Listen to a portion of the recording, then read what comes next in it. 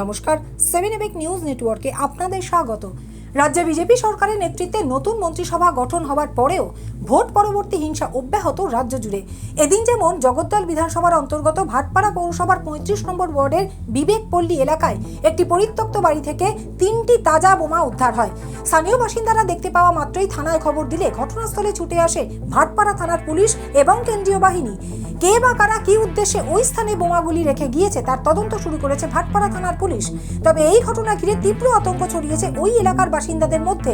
তাদের এলাকায় এর আগে কোনো দিনও এ ধরনের ঘটনা ঘটেনি, জানালেন স্থানীয় বাসিন্দারা। এখানে এই প্রথম শুনছি যে বোম রেখেছে, কিন্তু কোনোদিন শুনিনি। এত বছর আছি এখানে, কোনোদিন মারামারি ঝগড়াঝাটি কিছু না, খুব শান্ত, একদম শান্ত জায়গা।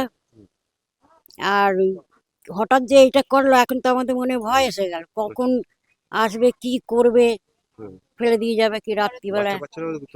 বাচ্চারাও থাকে, খেলা করে মাঠে ঘাটে, বাচ্চারা। হ্যাঁ, ঘটতে পারতো তো, যদি কোনো বাচ্চা ওধারে গিয়ে যদি ওটা যদি তুলতো তাহলে তো সে তো শেষ হয়ে যেত। এদিক দিয়ে ওদিক দিয়ে বাচ্চারা যায় আসে, বড়রাও যায় আসে। আতঙ্ক রয়েছে না? হ্যাঁ, একটা আতঙ্ক, এই মুহূর্ত থেকে একটা আতঙ্ক হয়ে গেল বাবা। আমাদের এখানে এরকম একটা বোম পড়েছে, আমরা পাওয়া গেছে।